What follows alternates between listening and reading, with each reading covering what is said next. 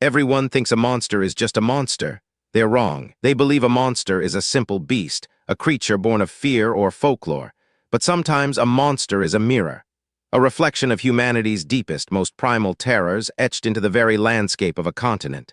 Today, we confront one such reflection, the Wendigo. For centuries, across the vast, unforgiving wilderness of North America, indigenous peoples have whispered its name.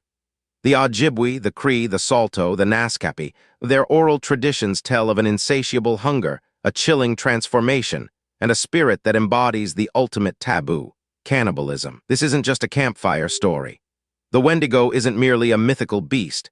It's a psychological phenomenon, a cultural warning, and perhaps an echo of genuine historical events that pushed human endurance to its absolute breaking point. Its legend is deeply rooted in the extreme conditions faced by those living in the northern forests and plains, particularly during harsh, prolonged winters when food supplies dwindled, and starvation became a very real threat. The Wendigo, in its most common depiction, is a gaunt, emaciated creature, often described as having skin pulled tightly over bones, sunken eyes, and a heart of ice.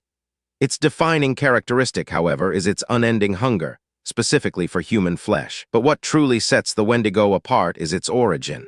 It's not born of some ancient evil, but from a human being.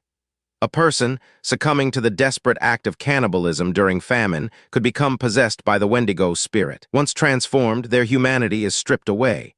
They roam the frozen wastes, their footprints impossibly large, their cries echoing like the wind, forever seeking to sate a hunger that can never be satisfied. The more they eat, the hungrier they become. This transformation isn't just physical, it's psychological. The Wendigo psychosis, a culturally bound syndrome, describes individuals developing an insatiable craving for human flesh, often accompanied by delusions and paranoia, typically in times of extreme deprivation. One of the most documented cases involves Swift Runner, a Cree trapper in the winter of 1878-79.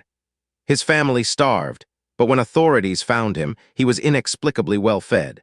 His confession chillingly revealed the truth of his survival. Swift Runner admitted to killing and consuming his entire family, driven by what he claimed was the Wendigo spirit. He was tried, convicted, and ultimately executed for his horrific crimes. A stark, brutal confirmation of the legend's power. Another account, though less conclusive, points to Jack Fiddler, an Ojibwe medicine man, renowned for his ability to hunt and defeat Wendigos.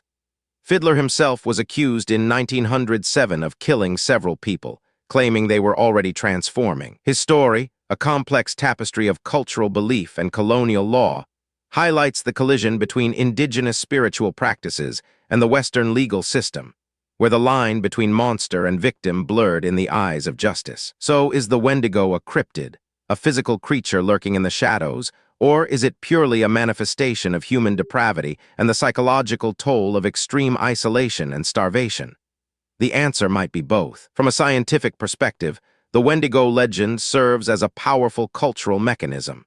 It's a deterrent against cannibalism, a means to maintain social cohesion in dire circumstances, and a profound narrative about the dangers of unchecked greed. Yet the deep primal fear the Wendigo evokes suggests something more.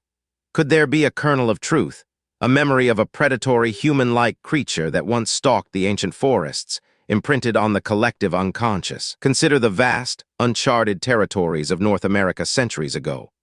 Encounters with unknown animals, or even desperate feral humans driven mad by hunger, could easily fuel such a terrifying mythology. Some cryptozoologists suggest the Wendigo could be a misidentification of a known animal, perhaps a large, aggressive canid or bear, distorted by fear and the extreme conditions of winter survival.